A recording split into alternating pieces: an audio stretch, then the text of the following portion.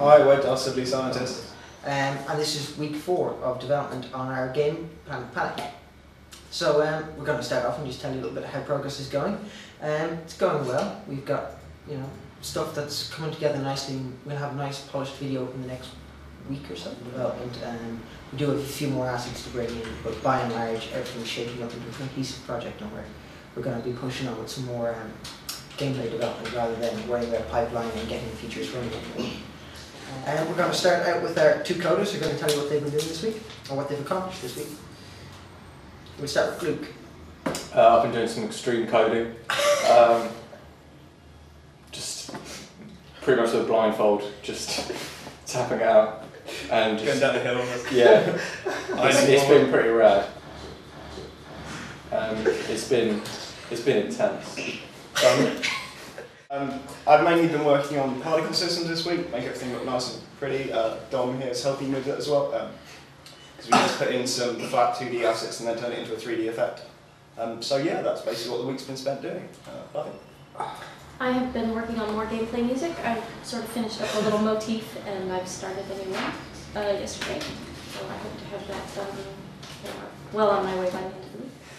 Apart from working on particle systems with Simon, I've also been making some more 2D sort of character portraits for use both in the game engine and also just for publicity. Yeah, apart from that, I'm working on the HUD now, doing some designs for that, seeing what will work, given the amount of screen real estate that we need to save for the actual gaming, how much we can afford and how much detail we can go into, what we need to show and all that stuff.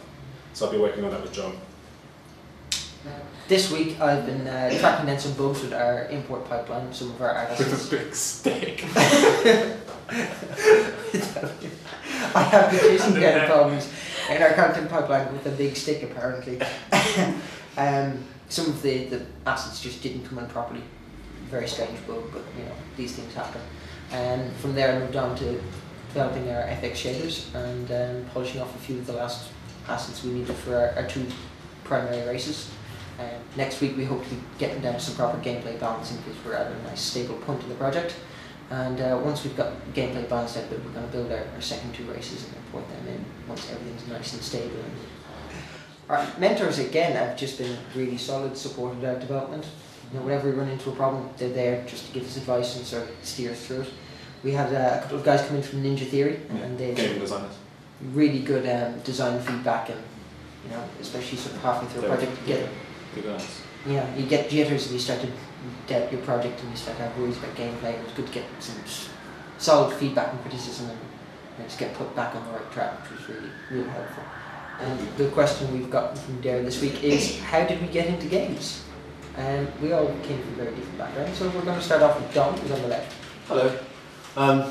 Well, I remember, no one really wants to hear my life story, but here we go anyway. When I was a lad, any excuse. I grew up. Any excuse. I'm going to go and get a cup of tea.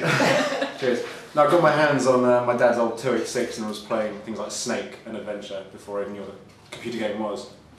And then I nicked someone's Game Boy one day and that was kind of it really, and I've been playing since. Mostly PC games. Always been rather passionate about that. Yeah. I got into games because I'm dating someone who's younger than me and who plays games. It's got me into it.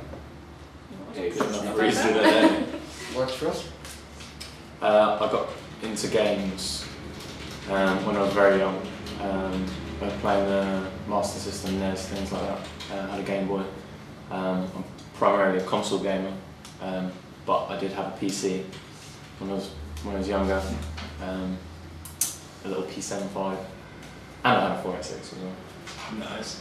You had lots of numbers. Did your grandma used to play with you too? She did. I used to play Doom 2 on a LAN in my grandparents' back room with my grandma, because none of my friends could come around my grandparents' house. I come from a family who've always been into games quite a lot. Used to play lots of Amiga as a kid, started off with a ZX Spectrum, which was awesome. Playing games like Full Dare and Jet Set Willy, things like that. And yeah, basically I eventually decided that I'd like to get into game design because I'd rather get paid to make these kind of games. And I have a real passion for myself as well, because I'm an avid player, so I think I can bring that knowledge to games design. John? Well, I started out playing games when I was pretty young, and my dad bought me a ZX Spectrum. and old second-hand one, presuming that computers were the future and that I should learn how to program or something. I went to playing games all day. He wasn't best impressed, but still, it's worked out. I didn't really get into wanting to make games until I was about 15, 16 years of age, and I started doing some mods and hacking some stuff together in free space. And then I went to university, took a games design course, and I've wound up over here in Brunel doing a master's in it. These people. And now I'm here. Finally. John broke the Ignore. code. John broke the code and it was running at a fabulous 2 frames a second. I'm sorry, that's a blatant lie. It was 9 frames a I second. thought it Sorry, was 9 frames a second. Until he put in It was another he's planet. lying. In which case, when No, no, it's Trying to fluctuating make between something. 7 and 9. Okay. Yeah. We could average it out at 8 if you want. Can't believe we're still recording this gibberish.